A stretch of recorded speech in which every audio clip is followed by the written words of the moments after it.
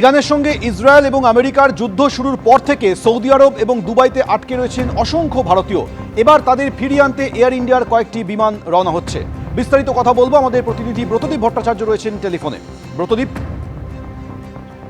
দেখো, পশ্চিম এশিয়ার পরিস্থিতি ক্রমশ কিন্তু খারাপের দিকে যাচ্ছে। ইরান হুঁশিয়ারি দিয়েছে যে পশ্চিম এশিয়ার সমস্ত ইকোনমিক সেন্টারগুলোতে হিট করবে। অন্যদিকে আমেরিকা তার 3টি দূতাবাস ইতিমধ্যেই বন্ধ করে দিয়েছে এবং সমস্ত আমেরিকানদের পশ্চিম এশিয়া ছেড়ে চলে আসার কথা বলেছে। এবং বহু ভারতীয় বাঙালি তারা কিন্তু পশ্চিম এশিয়াকে কর্মসূত্রে বহু মানুষ এখানে গিয়েছিলেন এবং অনেকে বসবাস করেন এমনও রয়েছে। সেই সমস্ত ভারতীয়দের কিন্তু ফেরানোর কাজও ইতিমধ্যেই শুরু হয়ে গেছে। এই উদ্বেগের মধ্যে এটাই একটা স্বস্তির খবর।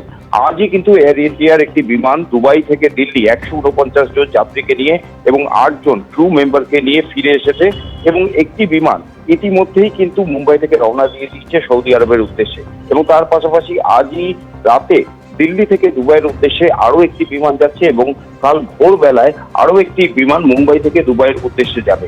এবং এয়ার ইন্ডিয়ার তরফ থেকে জানানো হয়েছে যে বিমানগুলি বিমান আজ এবং আগামীকাল যাচ্ছে সেই 3টি বিমানই হোয়াইট বডি এয়ারক্রাফট, অর্থাৎ প্রত্যেকটিরই যাত্রী ধারণের ক্ষমতা প্রায় 300 থেকে 350, অর্থাৎ প্রায় সব মিলিয়ে হাজারের কাছাকাছি মানুষকে সেই পশ্চিম এশিয়া থেকে কিন্তু উদ্ধার করে নিয়ে আসা সম্ভব হবে।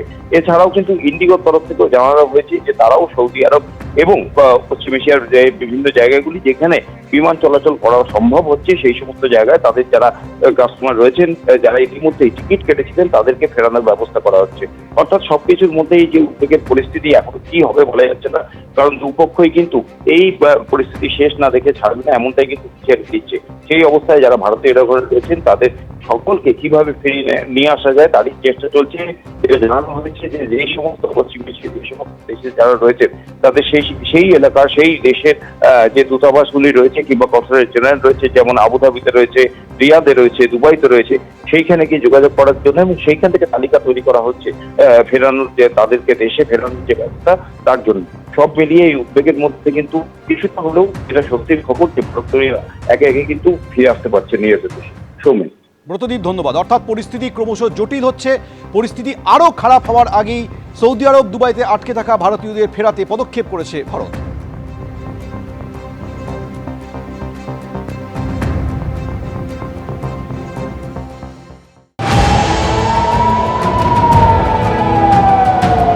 बड़ी संख्या में लोग शेल्टर्स की तरफ भागते हैं जैसे ही यहाँ पर ये आवाज़ सुनाई पड़ती है।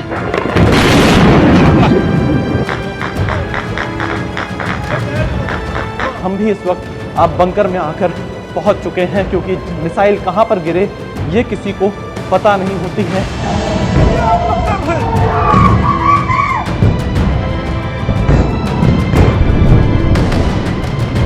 ईरान की तरफ से रुक रुक कर तल अवीव में हमले की कोशिश की जा रही है।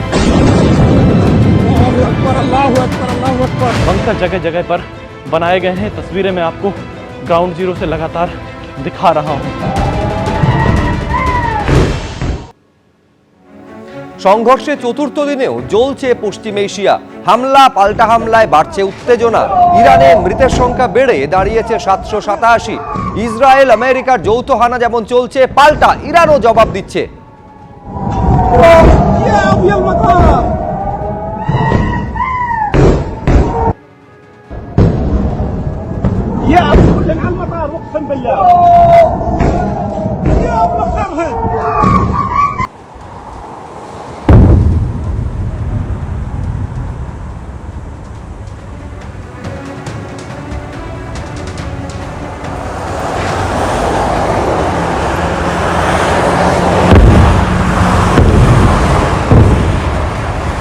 ইরানের তেহরানে পোল্ড পার্লামেন্ট ভবনের কাছে আছড়ে পড়ে মিসাইল। অন্যদিকে ইরাকে কুর্দিস্তানে আমেরিকার সেনাঘাঁটিতে ড্রোন হামলা চালায় ইরাকি রেজিস্ট্যান্স গ্রুপ। সৌদি আরবে আবার রিয়াদে আমেরিকান দূতাবাসে ইরান হামলা চালিয়েছে। কাতারের ছবি কিছুক্ষণ আগে আপনাদের সামনে রাখলাম, যেখানে দোহার আকাশে ইরানের মিসাইল কয়েকটি ধ্বংস করে যৌথ বাহিনী।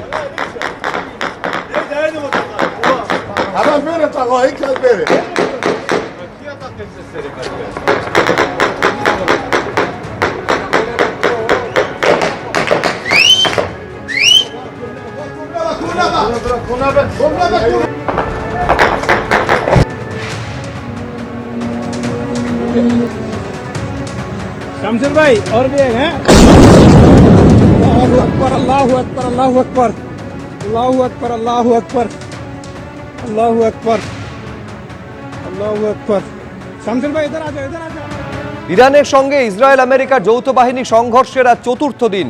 লম্বা যুদ্ধের জন্য তারা তৈরি, বহির্বিশ্বকে হুঁশিয়ারির সুরে জানিয়ে দিয়েছে ইরান। আর কোনো আলোচনা নয়, ওয়াশিংটনের সঙ্গে সাফ জানিয়ে দিয়েছে তেহরান। দরকারে ইরানে আকাশপথে হামলার সঙ্গে গ্রাউন্ড অপারেশনের হুমকি দিয়েছেন ডোনাল্ড ট্রাম্প। আগামী 24 ঘন্টার মধ্যে ইরানে হামলার তীব্রতা কয়েক গুণ বাড়ানোর পরিকল্পনা রয়েছে আমেরিকার। এবার আক্রমণের নিশানা ইরানের মিসাইল উৎপাদন ব্যবস্থা, ড্রোন এবং নৌবাহিনী, জানাচ্ছে white house. Okay. All right.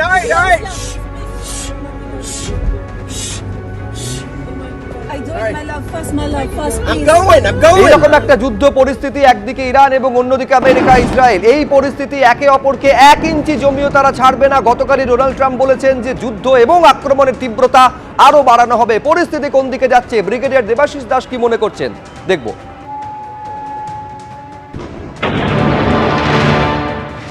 গতকাল আমেরিকার প্রেসিডেন্ট ডোনাল্ড ট্রাম্প যখন একটা বার্তা দিলেন পৃথিবীকে, তখন তার আওয়াজে কনফিডেন্সের একটু অভাব অনুভব করেছি এবং একটু আস্ফালন বেশি শোনা গেছে। অদ্ভুত একটা কথা উনি বলেছেন, এটা বেরিয়েছে টুইটে, যে দরকার হলে আমরা সেনা ফিজিক্যালি নামাবো, মানে বুটস অন গ্রাউন্ড। সেটাও একটা ব্যাপার, তার মানে উনিও বুঝতে পারছেন যে এত সহজ ব্যাপারটা হবে না। ইরান বেছে বেছে ইউনাইটেড স্টেটসের এমবাসি, ইউনাইটেড স্টেটসের যে বেসগুলো আছে, যেমন আল ডাফরা বেস আছে ইউআইতে, আলী আল সালেম বেস কুয়াতে, রিয়াদের এমবাসি, এরকম করে টার্গেট করছে কুর্দিস্তান। সেখানে আরবিল, ওখানে একটা হোটেল আছে যেখানে ইউএস ট্রুপস থাকে, সেটাকে টার্গেট করেছে। আবার হিজবুল্লাহ ইরানের বেসগুলোকে টার্গেট করছে, যে আমরা আমাদের সব থেকে ন্যূনতম অস্ত্রগুলো এখন ব্যবহার করছি, যাতে ইরান, ইসরায়েল আর আমেরিকা তাদের দামি অস্ত্র দিয়ে সেগুলো ধ্বংস করে। আমাদের ভালো অস্ত্র এখনো ব্যবহার করেনি।